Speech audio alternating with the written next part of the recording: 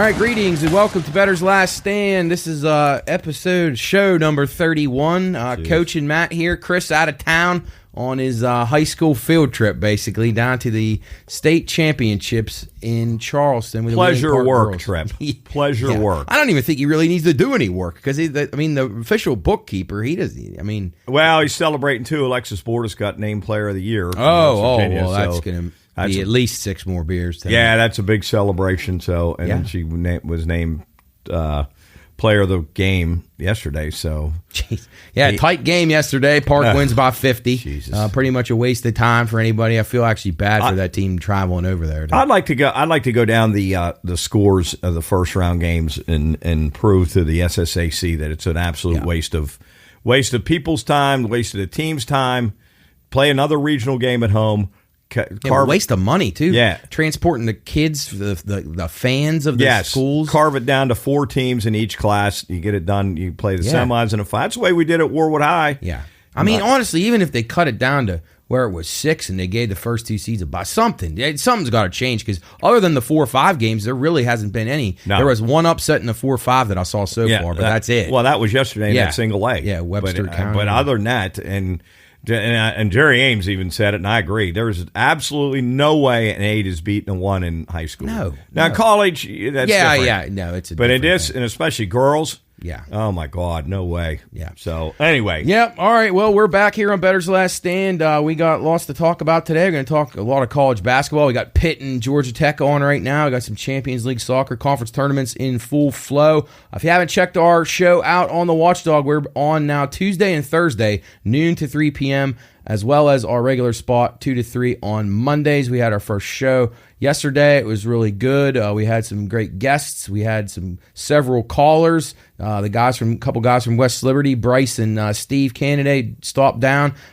Good times with those guys. They had a good bit to say about their upcoming game on the weekend up at IUP against Pitt Johnstown. So we'll be looking forward to that. But again, check us out at the Pioneering Podcast on our social media. Bettor's Last Stand. You can check out all our picks. We'll get into the picks right now. So last week, 2 weeks ago, we were about plus 30 units. This week, we were plus about 2.76 units. So we were still ahead. That's but good. It wasn't great, and we missed out on some really, Coach, you had some close ones in golf. You went 1-1-1 in the matchups you gave out, but, you had some really good picks that were right around. I had some good picks in golf that just didn't materialize. We had Hatton, we had Kirk, we had guys, all of us had guys up in the mix. Chris had Rory. Just couldn't get it done, but that's how it works in golf, Zalatoris let me down. Yeah, he didn't play well. Well, he came out of the gate. He had a bad first round. He fell behind the 8 ball, and then he sort of just played par golf the rest of the way. He just wasn't real good. Wasn't his week, and I was a little shocked. I look for him to bounce back a little bit this week. I would expect a lot of guys bringing their A game this week. Yeah. Chris back to normal 1-8 on his picks last week after a really good week the week before that. He had Kyle Larson, though, in the race, and he finished second. So, he was seeing the ball all right. He had Rory McIlroy right in the mix there to win. Sam was plus. He was our best performer this week. He was almost 10 units up in racing across Xfinity and Formula One. And he'll continue to give out his picks. We got our brand new computer here today. Coach, you picked that up today with the guys over at Frizzy. Thing looks amazing. We're still getting some wiring and stuff set up for it. Hopefully going to have Sam on regularly on this show for about 15 minutes each week to talk racing. I would expect us to have a shot of doing that maybe next week or the week after. So we'll hopefully have that. If not, you can get us on our Twitter and our social media. We'll have all the picks up. I've been putting our golf picks up before the first round starts, and then we put them up for the weekend as well, so keep an eye out for those. Again, we were up 2.76 units last week. We were up over 30 the week before that, so we're not doing too bad right now. We're just starting to get our feet wet with NASCAR and golf, so we got a long season to go. College basketball, the dreaded college basketball, which everybody's going to have fun with over the next few weeks. It's going to be tough to pick winners, but we're going to try. This may be the hardest tournament ever, Coach, in our entire existence as far as picking who's going to win. Yeah, this is going to be a tough one. This is going to be a great field. What are you seeing anything early? No, right now it's really hard because we have these teams that you expect are going to be the number 1 seeds: Alabama, Kansas, Houston, Purdue. But a lot can happen in these conference tournaments. So as we're taping this show, it's Wednesday, and these conference tournaments are just getting started. So a lot could depend on what teams do there. A lot of teams need it. A lot of these teams don't need it. So be curious to see what kind of teams show up here. Gonzaga got their job done last night, so they're on a rest. Well, I think they're peaking maybe at the right time, and I think you can maybe get some value on them right now. As far as normally they're a number one seed that people are going to jump on. You can get Gonzaga to win it all at 20-1. That's almost unheard of in recent years. So that's a bet that I might be interested in. And anything sticking out to you early in these conference tournaments, these big conference tournaments, Coach? I mean, I know the big dogs haven't really played yet, but do you have any conferences that you think anybody that you could think make a run to the weekend? No, nothing's really stood out to me yet. I just know with UCLA losing their top player for the year, that's really going to figure into. It's put a damper in my picks. So you just things you can't predict there. So that's that's a tough one. But nothing stood out. I think it's been pretty much chalk so far, and I don't see anything that's other than Gonzaga. Just how handily they beat St. Mary's was a shocker to me. Yeah, that's a surprise. St. Mary's still a good team, and I think they'll be tough to beat in the big tournament. They get some rest now, and they're a good defensive team. And teams that defend well and control the ball, handle the ball well, don't turn it over, usually do pretty well in the tournament. So bracketing obviously will make a big difference. By the time you see our show next week, we'll have the games will be being played, so we're going to try to give you some teams that maybe we like going in futures-wise. But again, I'm going to get all the guys' picks on Tuesday or Wednesday next week before we tape the show, and we'll put them up on Twitter so you have all of our stuff, and as well as Instagram. So at the Pioneer Podcast, you can see all of our picks. So be sure you're looking next Wednesday, next Thursday morning. I'll try to have every guy's early games or anybody they like to make the Final Four Sweet 16. Just happens with the way we tape and the way the show comes out that the tournament will already be started. But a few teams have already clinched berths, as we said. Gonzaga, Charleston last night with Dalton Boland and those guys. They continue to stay hot and get the job done. But man, what a seesaw their games are. It reminds me of West Liberty almost. Yeah. They're up 7, then they're down 3, then they're back up 13. It's crazy. They're a good team. I wouldn't want to draw them first if I was a big school. That's not an easy style to play against as well. No, Boland and Dalton didn't score. No, I don't think he scored. But man, he plays hard. Jeez, he brings an energy level to the whole team. That I think helps really just motivate them and carry them, and even if he doesn't score, he can still do other things. Yeah, so, we'll keep an eye on them. Oral Roberts clinched a berth last night as well. Drake, Louisiana, Furman, Kennesaw State, UNC, Asheville, Northern Kentucky, the Norse with a nice win over Cleveland State the other night, although the Cleveland State guy hit a 3 at the buzzer to cover, so that hurt you. Yeah. I know that burned Champ. He was pretty pissed about that one. Fairleigh Dickinson and Southeast Missouri State, those are the teams who automatically qualified. I think Colgate has their championship game tonight. There's a few teams that are in action here on Wednesday night. Right now, the projections this week of all the aggregate projectors, prognosticators, they got the Mountaineers up to as high as a 9 seed right now. That's pretty interesting because I don't know if the Mountaineers can make a run, but I've heard a lot of pretty smart people say that they think they can. And if they get in an 8-9 game, that means if they win, they see the number 1 seed the next time. Yeah. I don't know if the number 1 seeds would. I mean, obviously, if it won't be Kansas because they would never match up 2 teams in the same league that early. But I mean, maybe the Mountaineers could get hot and make a little run here. What are your thoughts on them? Well, I'm going to be interested that when this comes out, they'll have already played Texas Tech and probably Kansas if they win. But I'm going to be interested to see how they'll get seeded if they lose to Texas Tech tonight.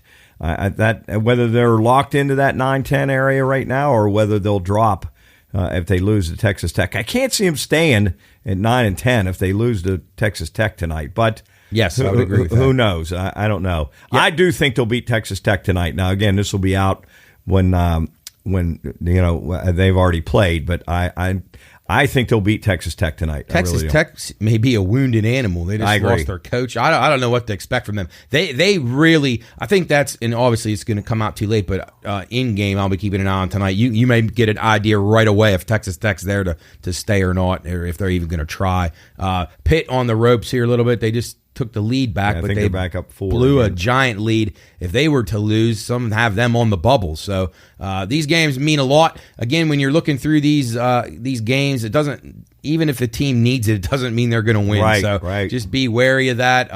Right now, from what I've seen so far, I really think in most cases right now you're better off taking the points in these games. These dogs are playing hard right now. Most of them I've seen. Very few of the dogs have just gotten blown out in these games so far, from what I've noticed. So obviously the teams get better as the competition goes on, but I mean most of the games today were very close. The games yesterday were very close. So I'm going to be kind of what Coach and I have been talking about for the last few weeks, taking the points in these games and even sprinkling some on the money line with some of these underdogs as we get closer to the to next week's tournament. Who right now, if you have the power rate, Coach, got the teams that you think are legitimate Final Four type contenders. I know you mentioned Houston the other day on the radio. Is that you'd have to almost look at Gonzaga now after that showing last night, and I like your point there that they may be peaking at the right time. I still like your team, Miami. I think they could make a run and get at least to the second weekend. I think they'll they're a big dog in the ACC tournament too. Really? Yeah, like Duke's like minus 380 to win that. Miami's almost $3. Boy, that wouldn't be a bad bet right there. And again, I'm trying to take my bias out of it. So right now, Miami plus 340, Duke minus 345 when I printed these this morning. I really think that's disrespectful. Miami beat Duke badly once and lost to him by a basket the other time in Cameron, and they could have easily won that game. I don't know. I don't think Duke's quite. They're not the Coach K. They don't get the calls like they used to. They're not quite as good. But I don't know. We'll see. I'm with you though. I think the Canes. Who else? I'm going to be interested to see how the Big 12 does. I know you're not a Big 12 backer. You don't like them much, but I'm looking. You got Kansas, Texas, Baylor, Kansas State. TCU up in the those three are in the top three in the number 1 through 3 seeds. You got Kansas, Texas, Baylor, and Kansas State projected to be in the top 3 seeds. Then TCU's a 6 projected 6 seed. I mean they're obviously even Iowa State up as a 5 seed maybe. That seems high to me. Yeah, so I'm going to be interested to see how it plays out with the Big 12. Are they as good as everybody's touting them to be, or are they just all on the same level, just battling each other around? I'm being interested to see how they come out. I'm being interested to see how Purdue does too. They've been I know they've been sort of an enigma here the last couple of weeks. You know what they need? They need to get it to some teams that haven't played them. I think that'll help them. Like that don't see them as much. I think they'll benefit some from that. Right out of the chute when they play, in the first couple of rounds of the tournament, I think they'll get back on track. But again, I don't know. It seems like teams have figured them out a little bit, maybe. Yeah. But I don't know. Only time will tell. What are your thoughts on teams like? Well, I would have really liked UCLA if. That was my pick as far as I thought the most stable team that I'd seen, and now I'd probably say Houston. Was probably the most stable team. There's a lot of teams right now, like Alabama's a serious concern to me. Very good talent-wise. Tennessee's a concern. Oh, huge concern. I'll be passing on Bama and Tennessee both. Just looking at some of these other top teams. I'm not sold on Arizona. I have them marked too as a team. I'm not really. I love their front line and their matchup. Who they match up against will be really important here. Their guards aren't very good, so it's going to. If there's a team they match up with, that has some size inside that can combat them a little bit, I think they could be in trouble early. But who knows? It all comes down to this bracketing. What are your thoughts? How do you feel about Baylor? I've never been a big Baylor fan all year. I don't think they're as good as that. I agree. I'm not real sold on them. I'm down on Baylor. How about Clemson? No, neither of them either. I don't think they're good either. Here's a team, and I may be wrong about this. Early in the season, I thought UConn was very good, and then I went through a spell watching them a few times. They did not impress me, but they've been playing very well lately. Any thoughts on UConn? Yeah, I've followed them fairly closely. I agree with you. I think they're playing better, and I think they could make some noise here early. I don't know. Again, on the matchups will be key. And I wonder how they'll do in the Big East tournament. They played very well at home. They had a really good home court advantage, fiery atmosphere. Their coach is kind of nuts. How about from the same conference, Creighton? They're a team I've been down on all year. I don't think they're very good, but some people really like them. Thoughts on them? They've been up and down. Yeah. They've been up and down too, as most teams have. I don't look for them to be much of a factor. No, maybe a one and done kind of team. Gonzaga and Houston, we both like. How about Illinois? I don't think this team can win big games away from home. They've struggled all year on the road. Yeah, I'm with you there. I don't like them. What do you think about Indiana? Now they have some nice wins, and they at times they look very good, but at other times they look just out of it. But I guess you can say that for a lot of these Big Ten teams. I like Virginia a little bit. I think I now the different conference, right? But I do like Virginia a little bit. They're battle tested. I liked them at the beginning of the year. Then they ran into a little tough streak. But I like Virginia. If Virginia can knock down shots, they're very, very good because they just don't. They keep the game so low scoring and they're always in there. So if Virginia's catching points, they're always a team you want to look at. How about Iowa? Any thoughts on them? They're hard to figure out. Oh boy, I'll say they are. I don't have much of a feel on Iowa. And Iowa State, we'll see. Maryland. Maryland has shown they play very good defense. They're a good defensive team. Yep. Again, scoring is a yes.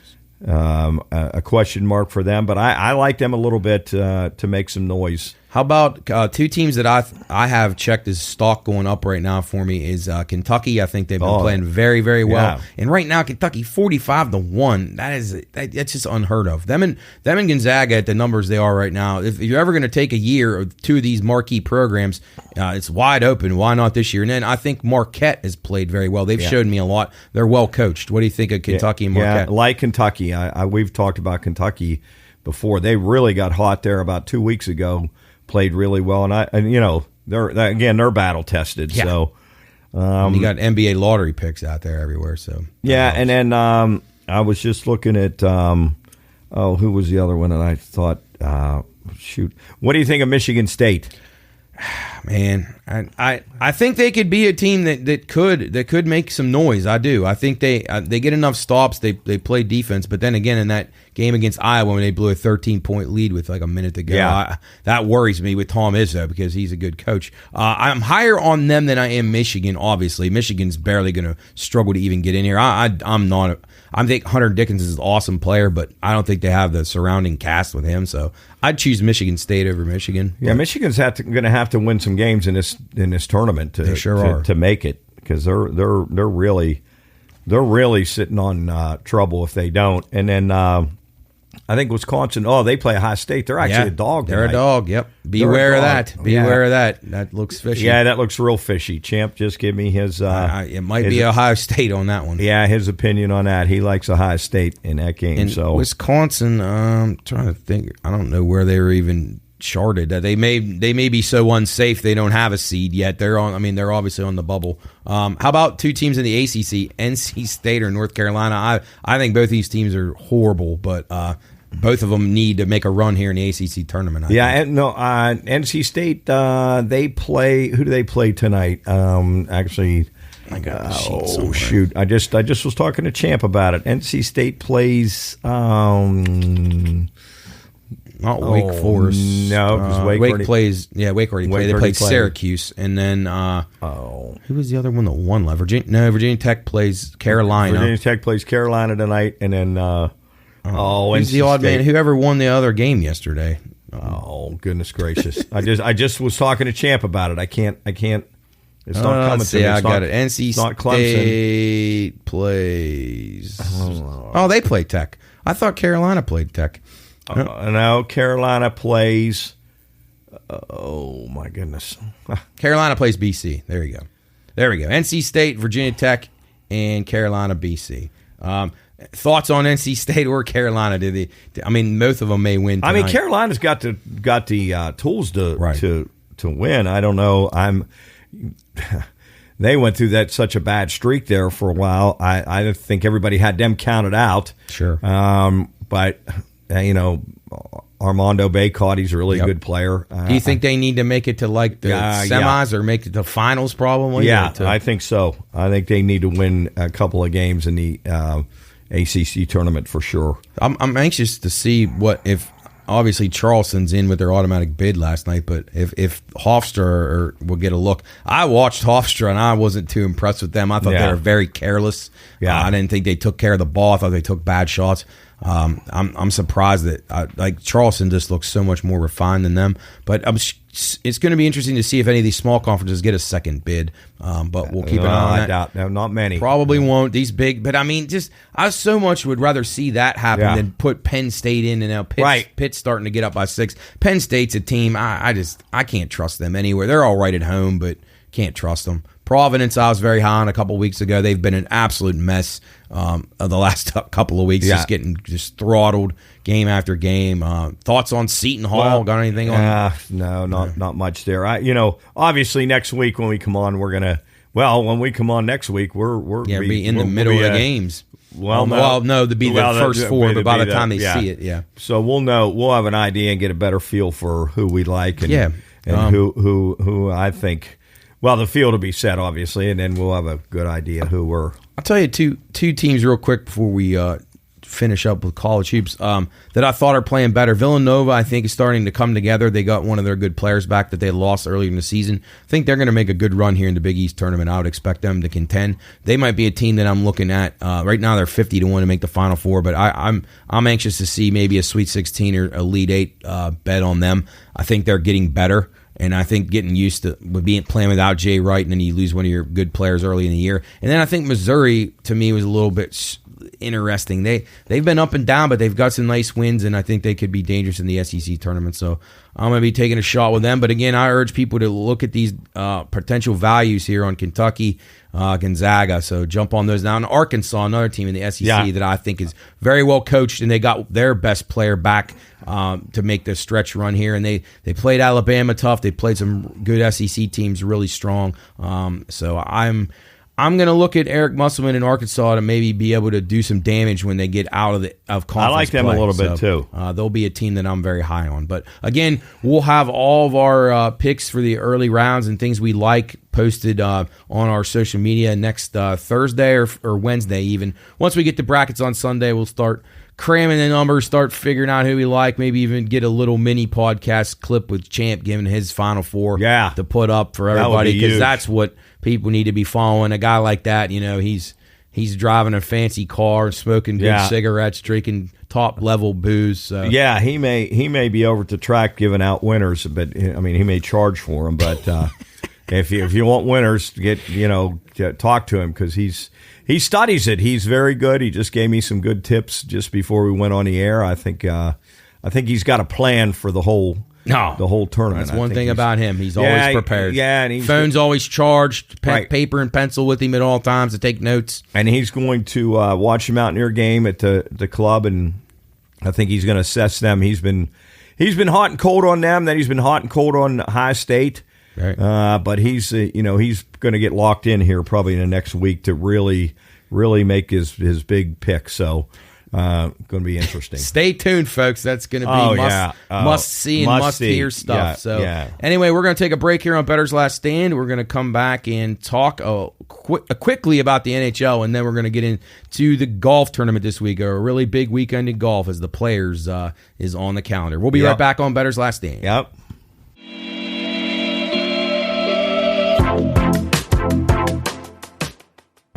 This show is for informational and entertainment purposes only. All wagering activity should only be conducted by those 21 years of age or older and within the confines of federal, state, and local law. If you or someone you know has a gambling problem, contact 1-800-GAMBLER, 1-800-426-2537.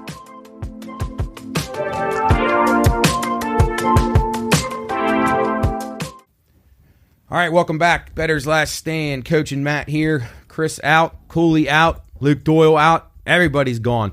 we were going to get Champ, but we can't smoke in here, so he couldn't sit this long without smoking a cigarette. Plus, he's busy, as we said last segment. He's very busy and getting focused. Yeah, he may call in. He said if he can find 5 minutes in his daily routine, he may call in, but if not, he said he'd text his plays in when he gets time. So stay tuned for that. But yep. Yeah, we plenty will. from Champ. Oh, geez, yeah. Yep. Yeah. All right. Well, real quick, I just wanted to touch on a few hockey things. I find this interesting. The Caps made a lot of trades last couple of weeks, and right now they're still plus 110 to miss the playoffs. They kind of were sellers.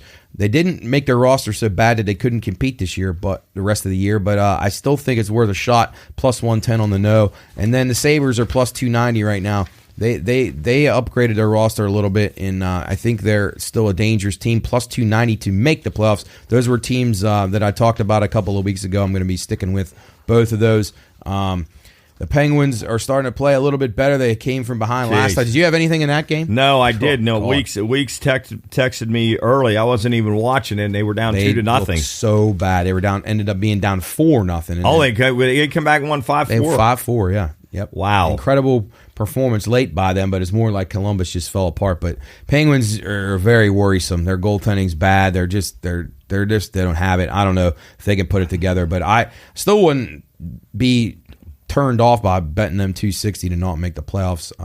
LA Kings, a team I'm going to be very high on going into the playoffs, so keep an eye on that. You like them, don't you? Yeah, I've been on the Kings for a while now. Minnesota Wild, I think, upgraded their roster a lot. So we'll talk plenty more hockey when we get towards playoff time. Our NBA guys aren't here. We went through Coach's NBA bets last show. You did pretty good on those so far. So yeah, I got some work to do in a couple of them, but I think I'm pretty secure on. Yeah, I think you're in a safe spot on most of the teams, so a good. Yeah, and then coming up, probably maybe not next week because we'll be into hoops heavy, but we'll be giving our futures on baseball. Oh yeah, so we got to get the crew on board here because I want to get Jarrett on the show that time, and anybody else that has the time to put a little baseball in. If Soup maybe can Skype in on our new computer, definitely want to because we're starting to put up more and more baseball stuff each day. World Baseball Classic started last night and today. I had Taipei. I had Cuba last night. I did have that game under, so I'm 1-1 so far in WBC. I'm going to be posting those picks throughout the weekend as well from anybody in our group that likes them. So keep an eye out. And that is a great atmosphere though. Yeah, in Asia I didn't get that. I got your text this morning, and that place. Jared said Taipei was wild. It's like a carnival event. They got guys down there getting the crowd wound up after every pitch. Like that's awesome. It's really cool. I urge you to check it out if you're looking for something to watch late at night or early in the morning.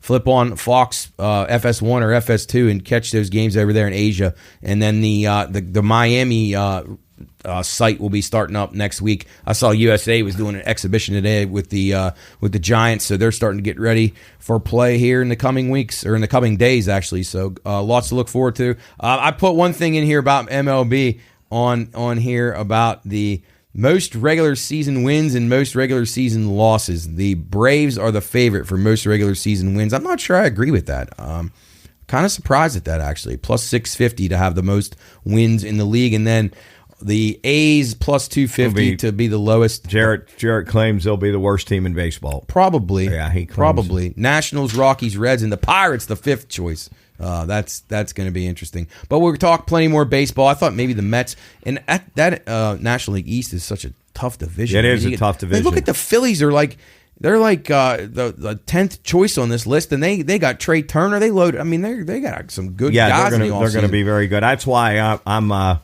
I think the Nationals under. I'm going to release that one early. Nats. Yep. I think that's a good play. You're right about that because them and the Marlins. But I think the Marlins are going to be a little bit better. They got pitching. And I think the Nationals are in big trouble in that division, and I don't think they're going to be very good. Yeah, I think that's a great underplay. So I would agree. I'm going to release that one early. All right, that actually might be my best play. I'm going to study them over. I was on the Tigers last year over their total, and they didn't get there, so I'm expecting better things from them. So we'll see. We're going to talk tons of baseball. We're going to have basically an entire baseball show dedicated to when spring training gets settled in here and we get closer, giving out some good winners in baseball. So look forward to that. We're going to jump over to golf now, which is kind of the event of the week for me. Pitt maybe finishing hit off. A 3. Jeez. Just hit a 3 to maybe cover this game. Let's see what Georgia Tech can do. Guys driving to the basket. Good no foul. Pushing the back. Oh, boy. Going down. Oh, boy. Yeah. So, Coach and I both have Georgia Tech getting 7, or you getting 7 even. I'm getting 8. So, right now we're 85-77 Pitt. And I think that fouls on Pitt. So, all right, maybe we get a couple free throws and then they'll dribble it out. But no, Georgia Tech will probably foul. Oh, yeah. We can never get lucky enough for that, so it'll probably take a 60-footer for us to cover. But anyway, jumping into the Players' Championship. This is long been one of my favorite golf events. I enjoy this one a lot. I think the course is really cool. Probably one of the coolest holes in all golf. With the island hole. Oh, man. I wonder... I think they do post a number of balls. They will. In the I was water. looking for them, and I haven't seen it yet. I'm surprised. Actually, I think it's a pretty big number. Actually, yeah, it will be very high because there was. I know it went over last year. I'll look it up. But, I don't remember what it was, but that's a fun hole. It's a really neat hole.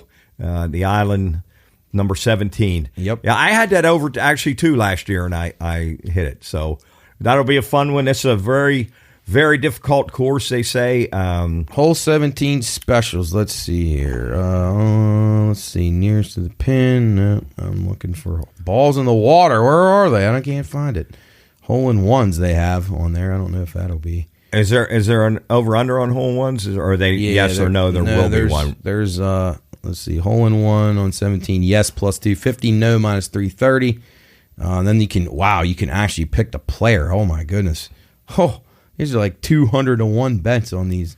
Because there was a hole in one last year, wasn't there? Yeah, there was. Oh, geez, who was that? I remember. I remember that shot. Because it took a long bounce and a roll, and I remember. I can't remember. I wish I could remember that. I always get that confused a little bit with the Sam Burns at the Waste Management. Yeah, but anyway. Keep a lookout for these props in this golf. I mean, there is so much stuff there. Pitt just missed a clutch. Now, if we could get out and score, we're going to have a chance. We might have a good chance. We're under 30 seconds here. Sorry for get in. All right, back at Georgia Tech, so we're only down. We're only down 4. That's going to come down, obviously, like every other game. Foul shots and 3-point right to the wire. Back doors. You better get your stomach ready for March. It's tough. This is a neat. This Players Championship course is it's a neat course. There's I think there's 32 of them in the United States. The Players Championship courses, the TPC courses. Yeah, this is a Sawgrass course. This is going to be a fun course. Obviously designed by probably the number 1 golf architect in the world, Pete Dye. Yeah. He's incredible. And guys and people out there who aren't familiar with Pete Dye, his courses tend to play very similar. So guys who play well on Pete Dye courses, they usually always play well on Pete Dye courses. I mean, Matt Kuchar always comes to mind for me, just a guy who always plays well there. So keep a look out for that. You can do some research.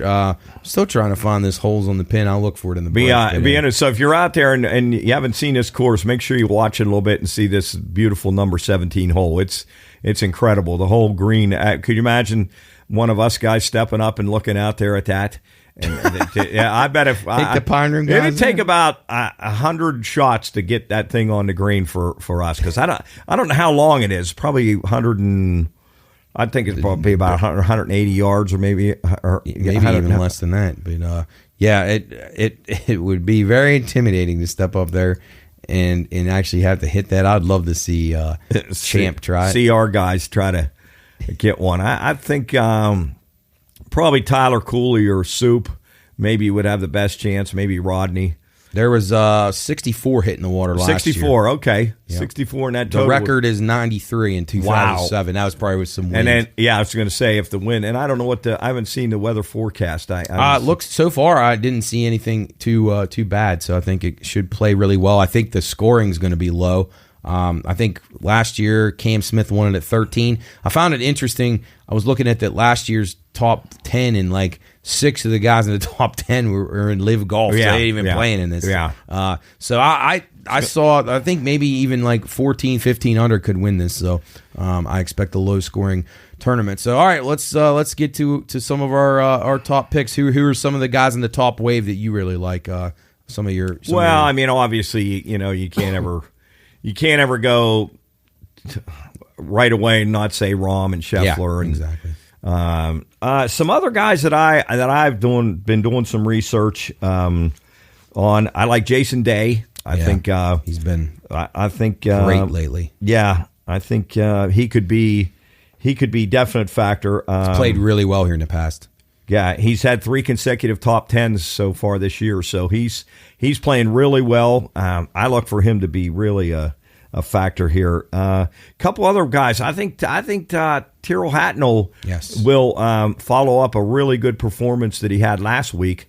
Again this week. I really like him. Actually, I like him in a matchup a lot against Spieth. I think that's a very good matchup. I think he's plus or minus $1.30. I think that's a good buy. I think he's playing really well. Played well here as well in the past. Yeah. He tied for 13th here. I like Keegan Bradley. You're a Keegan Bradley guy. I like him a lot to finish in the top 10. Yep. That's one of my favorite bets. I think he's I got that exact same one. He finished 5th here last year. I think he's and played well last week too. Yes. So his form is good. Yeah, and I really like Victor Hovland. I love him. He's my pick to win. Yep. I really like Victor Hovland. Well, then he'll miss the cut probably. If we I think he'll come through for us. He's already had 4 top 20s this year. He tied for 9th here last year, and I like his style here. I think it'll be a good fit for this course. I think he'll be tough to beat. Yeah, he's a scorer, and you can score on this course. Like, you can definitely go low, and that's what he can do. It's not where he's getting challenged with just tough pin placements and things like that. He's going to be able to go at these and really attack, I think. So I like him a ton. Yeah, well, here we go with Pitt's up 6, and they're going to the foul line. Georgia Tech just missed a bunny, and they fouled. You're getting 8, so you're going to at least get a push. Oh, don't count that in. They won't block out, and a guy will dunk it to cover 9. Well, Pitt probably won't even put. They shouldn't, but who knows? They probably won't put him on a line here. What could happen? This guy could get a technical. Who knows? This will be whether I start my night out good or not here. If I can, I need him to miss one so I could at least get a push. Lance Terry fouls out for the Yellow Jackets. Probably his final foul of his career. Tough one. Yeah. Any bombs? Any long shot guys? Keith Mitchell. I think. I think Keith Mitchell could make a little bit of noise. I look for him to finish in the top, maybe the top 20. Maybe not the top, just outside of top 20. But I think he could. Maybe finish in the top 30. Yeah, I think he's been a hot name. I've heard a lot of guys talking about him. I like Tom Kim a little bit, but. He's never played here, so that concerns me a little bit. But I would probably play Tom Kim, maybe to finish in the top 20. How about Ricky Fowler? What are your thoughts? You were high on him last week. Yeah, and he's won here before. So interesting. I think Ricky. His game's starting to come back, so I'm happy to see that, but maybe not quite yet. Yeah, I just. Well, he makes the first one. He didn't even have to hear it from us. You could tell. And Georgia, well, you actually still. They put time back on the clock, though. That'll hurt you, man. It went from 4.2 to 6.9. Yeah, made them both trouble. 6.9 to go. Georgia Tech inbounding. Here we go. Crossing half court, 4.2 seconds left. Guy 3 from the New York life sign. No good. I got a push. Coach loses. What a surprise. Typical. Georgia Tech had a lead in the second half. Damn it. Once again, Champ outsmarts us all. He has Pitt money line. Oh, yeah. He's smoking his cigarette. And he's happy as hell. Yeah. All right. Anyway, back to the golf here. My top guy said Victor Hovland. I shared a lot of the same guys as you. Yeah. Victor Hovland and Justin Thomas were 2 guys I really like JT. think Hovland's kind of my outright top play, and then JT is my second choice in the golf pool we do for Neil, which we got to get our golfers in. I sent him in all Hovland and Thomas. Those were my picks on that. I thought Morikawa could be interesting. He's not played his best since he blew that lead a few weeks ago, so I'll be curious to see if he can play up to the level. He seems to raise his game in these big tournaments. Those were some of the top-tier guys. I love Hatton again. I love Keegan Bradley again. I had Keith Mitchell circled and Jason Day. Those are all guys that I'll be betting like Jason Day in multiple spots. Guy who I thought was a decent price here, and his game is starting to come along pretty well since he came across the seas, is Shane Lowry. He's played really good here in the the past. Bit. I have him so down. He's a big price, 50-1. I think he could be good. I think Matt Fitzpatrick. Sometimes it takes these guys when they're coming in from Europe a few weeks to settle in, so they may miss a cut. But both of those guys have been playing well. They didn't play great the last 2 weeks, but their games are improving. So I'm looking at those guys, and then some bomber type guys. Sepp Straka has played really well here in the past, 125-1. I think maybe him to be a top 10 or top 20 would be worth a look. Let's see. Justin Rose, I love his game. Starting to come back. He's playing really good, so I'll be using him in many bets. And then Webb Simpson, a guy who's played great here in the past. He's a monster price to win. I think his game is starting to get on the he's starting to get on the front foot again and play well. So I'll be looking at Webb Simpson, and then the last guy. And now this guy, I only know Ben Martin a little bit, but man, I've heard 5 people talk who I respect, golf pickers, who said Ben Martin is a dangerous play this week. Yeah, I like Ben Martin. He's a monster. You can find him 350-1. I'm not saying he can win, but take a shot at him in a top 20. I think he could get a great price. Yeah, I in Adam Wannenberger's league, he does that league. I actually won one of the tournaments last year, and there's like 150 guys in it, and you pick one golfer out of each tier, right? Yeah, right, and then you pick one that's not in the top 35 or top 45. Right.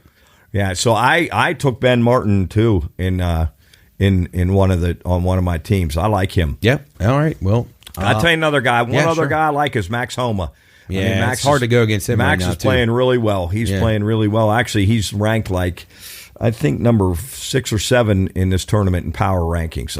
So his game's been awesome. And again, in golf, you're basically looking for value. I mean, what Coach said at the very beginning is exactly right. Rahm and Scheffler. I mean, how do you really say they're not the favorites in these tournaments? But their prices are so low, it takes the value away. I still think the best way to go with that, and I say it week after week on here, hope Rahm or Scheffler plays even par golf the first day or something and is behind, and then you get a monster number on them, and those guys can just blow the course apart on the weekend. So that's where golf, it's not necessarily picking a guy just who we think's the best golfer. It matters what the price is, and you obviously want to try to get guys where you can get some value. So we'll see. We'll see if Victor Hovland can come through and represent the Pine Room this week in Bettor's Last Stand. But I'm looking forward to it. So keep an eye out on our social media. I'll put the picks that Coach and I have, and then if Chris has any or anybody else that wants to add them, we'll put them up for tomorrow morning, and then you can follow them throughout the weekend as well. I'll be putting some in play ones up as we see how things go on Thursday and Friday to try to get some good prices on the weekend with some of these great golfers. I hope it comes down. I hope this is very dramatic, Coach. I hope we're watching it at the club and enjoying the end, and there's like 8 guys in the mix, and it's coming down shot after shot. So enjoy the players. We'll talk more golf as the season goes on. We're getting into the major, the hub of golf season here. We're heading towards the Masters, so won't be long now. We're going to take a break on Bettor's Last Day. We're going to come back and finish up with a little XFL and some NASCAR. We'll be right back on BLS.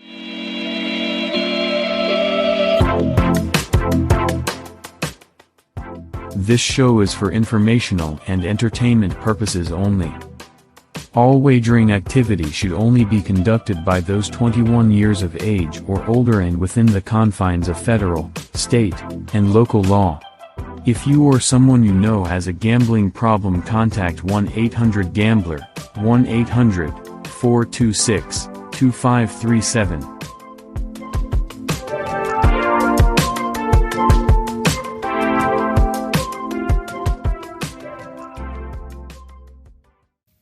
All right, welcome back into Bettor's Last Stand. Matt and Coach here, sweating out some more basketball. St. John's and Butler. Well, the next one on the docket. The coach needs St. John's here to bounce back after that half-point defeat earlier at the hands of Georgia Tech. So we'll keep an eye on that as we go. Want to thank Travis Braden for our awesome Alex Bowman thing here. You can see on the chair next to me. We're going to get that mounted. And we got Aunt Kim's Dennis Weaver little tin thing here, which is really cool. So we're got lots of cool stuff here in the office. Again, we got the new computer brought in today. We're still getting the hookups and stuff sorted out. So hopefully we'll be able to add some analysts and some regular guests to the operation with relative ease as we go forward here in Bettor's Last Stand. Be sure and check us out on the radio, WKKX, the Watchdog, every Monday, Tuesday, and Thursday now. During basketball season and during these tournament times, we may get bumped here and there, but our regular slots will be 12 to 3 on Tuesday and Thursday, and our regular one at 2 to 3 on Monday. So keep an eye out for us. Get involved with the show. Give us a call. Let us know how things are going. We appreciate all support for the podcast itself, and we're going to be doing a special 50th edition of the podcast where we're going to fill in with some stuff this week in our normal spot, as you've probably already seen, as Jubb gets ready for something big for number 50. We were just so busy yesterday with getting the radio show ready and bringing in live people to interview and all kinds of cool stuff going on. So we're doing our best to make you happy out there, and hopefully from what we've heard, we're getting some good feedback, and we'll continue to try to get better. None of us are professionals at this. We're just trying to get better each time and try to put out a good product that interests all people. So yeah, and I don't know, did you mention the clothing? Oh, yeah, and at thepineroomshop.com, be sure and get on there. You got my Bettor's Last Stand shirt on right now. I got my Pine Room. So check all that stuff out if you haven't yet. I'm sure once things settle in a little bit, Jubb will be able to put some additional stuff on there. He's adding things and making ideas and designs up as we speak. So keep an eye out. It's good stuff. Represent us. All the proceeds go to us. So for the group, pay our bills. Yeah, pay the bills, keep the lights on in this cool studio that we have here. So won't be long before we're outside again, I'm sure. Yeah, Chubb and I were just talking about that today, what we're going to do, when we're going to, because we still need outdoor equipment now, because we've used all our equipment here in the studio. So hopefully we can, get some income and upgrade our equipment, and so we can be mobile, and then we can be outside and inside. So yes, absolutely. That's our goal. That's the goal. We'll keep working towards it. Until then, we're going to try to give you winners on this show and all the other ones. But follow us at the Pine Room Podcast on social. Get all the picks that we have each week. I've been putting them out, as well as Jubb putting the ones on Instagram for the weekend. All right, let's talk a little bit XFL. I know you probably haven't. I didn't have time to watch any of these games last week. You were even busier than me at Mountain East Tournament. Yeah, I've got in on them a little bit, though, and I'm trying to do a little more research on them. So I'm trying to. I've found it to be an all right league. I've enjoyed it so far from what I've seen. I think it's been fair. I don't think it's been heavily influenced by officiating. I think the play's been okay, and I'm starting to identify some teams that I see some strengths with. I know Chris and I last week were talking about DC and Houston, and I think those are the two best teams. Houston looks like they're 4-0. Yeah, and both teams look really strong, and I expect them to be a contender as we go forward. This week we got Houston, Orlando on Saturday. That's a game I'll be leaning Houston. I am too, and I like the under in that game. I do too. That's exactly what I like on both. Orlando's a dead under team to me so far. From what I've seen, Orlando cannot score. Yeah, so they really struggle, and I think Houston will completely shut them out. So I look for Houston beat them 33-12 the first then in their first. This is a rematch of these two teams. Houston beat them 33-12. I actually had that game under. I remember betting that game, and that game went under. But I do like it under this week. Again, I like Houston, and I'm with you on that under. I look for like a 27-10 game. What was the final the first time they played? It was 33-12. Okay, because I would say Orlando only scored 9 last week. So so I think they're averaging about 10. Right around 10, and I like Houston to win a game. I'm looking like 27-10, but I do like Houston. I agree. So we're both on Houston and under in that game. San Antonio and Seattle both won. I think they've each won once so far. But yeah. Well, I think they're both 1-2. Yep, 1-2. I leaned over in this game. I thought maybe there could be some points, but don't love it. This is my the least strong opinion that I have of any of the games this week. You have any thoughts on that one? No, not really. I think this will be a close game. Both these teams probably are the two of the weaker teams in the league, I would think. I don't know. Maybe if I were to play it, I'd play it over a little bit, maybe. But I don't. I probably will stay away from this one. And then on Sunday we have a pair of games. We have Arlington and St. Louis. The first one. Anything stick out there? Let's see. Arlington's. They're what are they catching 4 over against St. Louis, right? Yes. St. Louis -4. St. Louis QB A.J. McCarron. Yeah. Old Alabama guy. Former Alabama guy. I believe they're 2-1. I think, aren't they? They are. Both these teams are 2-1. Both these teams are 2-1. I'd sort of like the Battlehawks a little bit here. That's who I'm on as well. I'll be laying the 4 with them, I think. And I think I'll take the Battlehawks. Given the 4, and that game's going to be. That's going to be right on that 36 number. I think it's going to be close. I'm probably passing on the total. Both these teams have played some low and higher scoring games and halves so far. So I'll be on the Battlehawks as well. And then the final game, it will be the DC Defenders and the Vegas Vipers. DC's a team I think is very good. They're 6, maybe a touch too many. Vegas is 0-3. I do like the over here. I think there'll be points. Yeah. Now, last time they played, it was 18-6. Yeah, 18-6.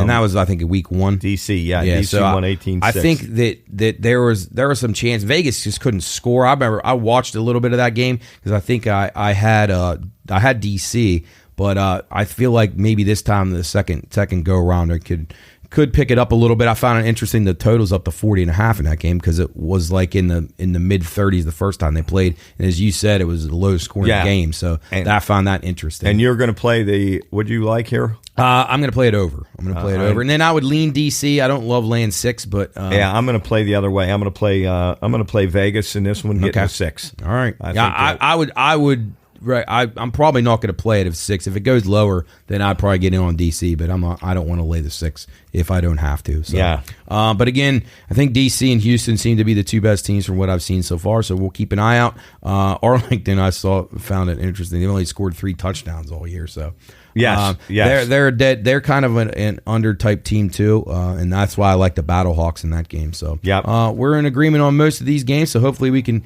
continue to do well. XFL has been relatively strong. I was 3-1 on my picks in the XFL last week, so one of my strongest that I've had so far. So, all right, the final thing we're going to talk about here on Bettor's Last Stand is we got just so much going on here in the spring is the NASCAR schedule. We are at the United Rentals 500 in Phoenix. I only got to see about 5 laps of the race last week. With William Byron taking it in overtime, and it looked to be a pretty exciting race in Las Vegas. So I can't really speak to who ran the best. I mean, I looked at a lot of the data, and did you have anything in the race last week, or did you just sit it out because we were? The only one I played, I told you I played Kyle Larson over Kyle Busch. Yep. That's the only Larson one was second. Yep. Yeah, because I thought Larson would bounce back. I really did after that tough performance the week before. I thought he'd bounce back, and he ended up having a really good run. And our boy Alex Bowman had a great run. He ended up 5th. He's had a good start to the season, so yes. Hopefully he continues, and we'll be pulling for him. You know, he and Tyler Reddick. That's Tyler Reddick. William Byron. No. Braden. Travis Braden. Travis Braden. Yeah. We're hoping Travis Braden. Yeah, and thanks again for our Alex Bowman thing here. So in the studio, we'll get that mounted more securely, but I put it out just so we could represent it. Quickly, before we get into our picks for Phoenix this week, just a few things I wanted to mention again. WBC World Baseball Classic underway. Netherlands beat Cuba 4-2 today. Panama beat Taipei 12-5. I'm still feeling it out to see what we're doing here as far as the pitching goes. I thought Panama looked all right today because I had originally really liked Chinese Taipei and they were not good.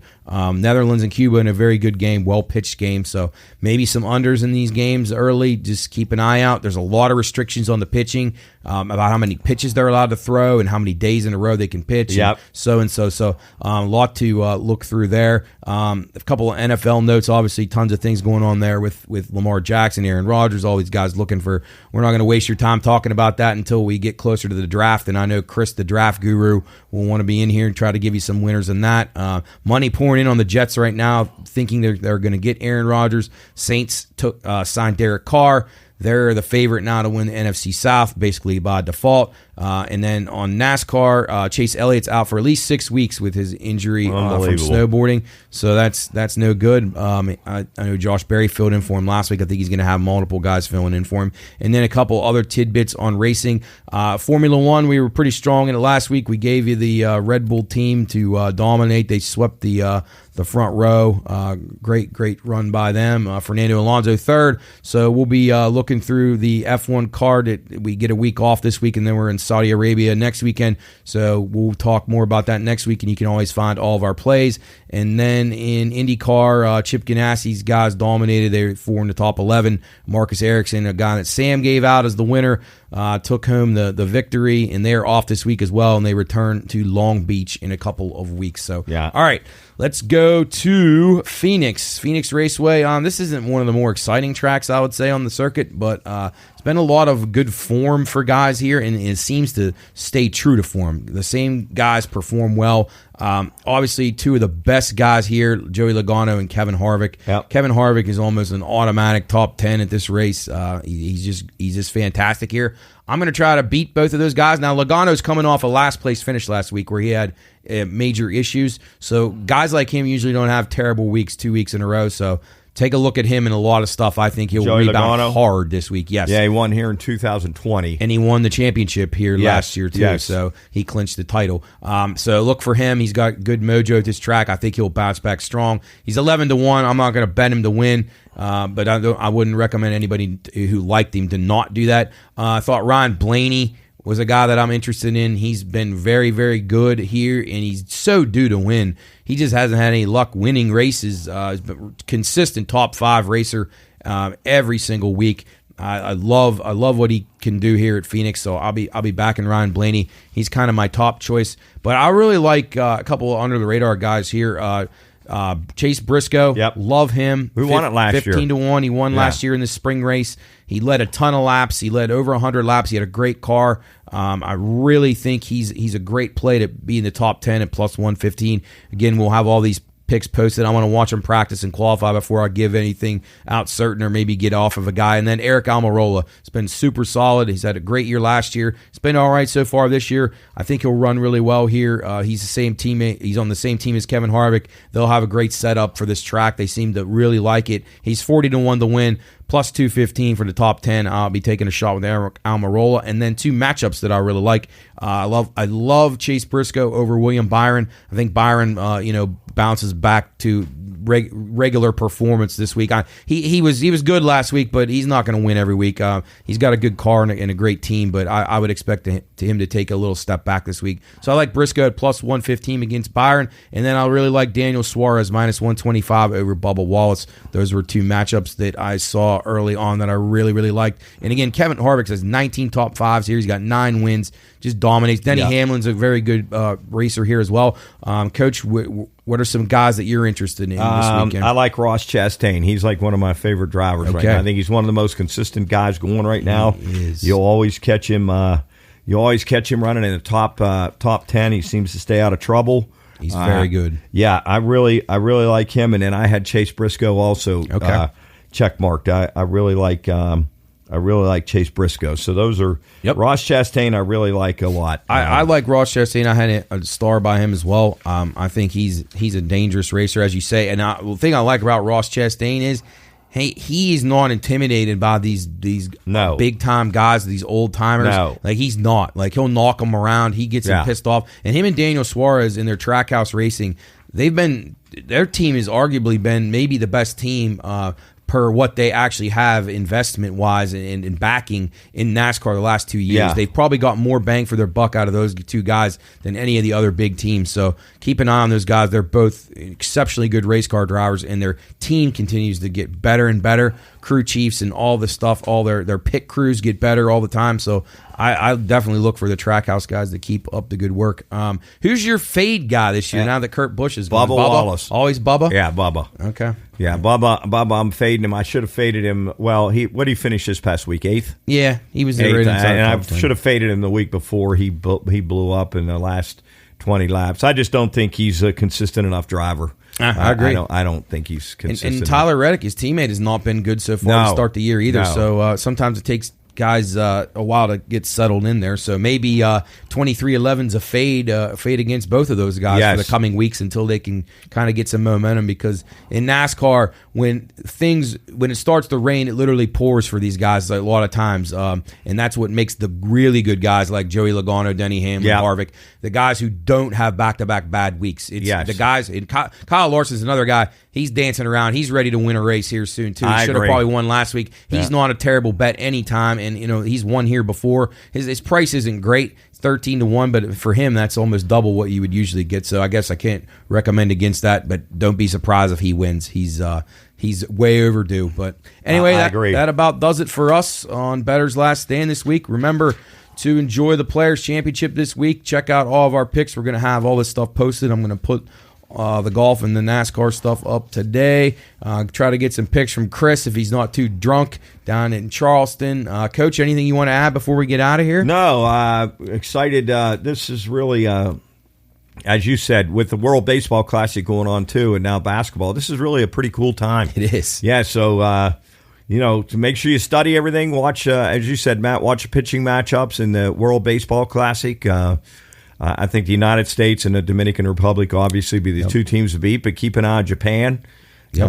I think they'll be in the Netherlands with the upset of Cuba last night. Keep an eye on them. I looked at their lineup. They're not bad. Yeah, Xander Bogaerts. Yeah, they're not bad. And, I think it's going to be really awesome. Obviously, I think it'll still come down to the United States and Dominican Republic. I'm hopeful that the crowds are as good in the United States as they are in Asia. I don't know if they can quite match that, but I'm hopeful that I'm sure with the Latin American following down in South Florida, I would hope that it'll be, with the Dominican and all those teams down there, Venezuela. Yeah. I hope they're good, because that atmosphere last night, I can't say enough about it. It was really, really neat. Very enjoyable to watch, especially if you have a few bucks on the game. It makes it even more fun. Very, very passionate baseball fans in Asia. So enjoy that. And I'm sure you're going to get busy over the weekend with all these tournaments going on. And we got a busy week coming up next week as well. Your next couple weekends you're going to be buried. So it's going to be tough, but we look forward to it. It's a bunch of you got Griff now to hold down. Yeah, got Griff. Champ will be over there giving encouragement to the team like always. So that's the kind of things we look for. That's exactly right. All right, well, that'll do it for us on BLS. Be sure and catch us next week on the radio here in the Watchdog studio. We will be on Monday, Tuesday, and Thursday. That's hard to believe. 7 hours a week. Can't get enough of us. Anyway, thanks for all the support. Appreciate everybody who's helped us and encouraged us to keep going with this thing. We'll keep trying to make everyone proud, as we said earlier. Thanks to all the crew, all the Pine Room guys. Hopefully at some point we'll have Tyler and Luke and Chris back on. And best of luck to those guys in their baseball season at Wheeling Park. So good stuff going on there. Until then, we will see you in the Pine Room. This is Bettor's Last Stand, and good luck this weekend. We'll talk to you next week. Yep.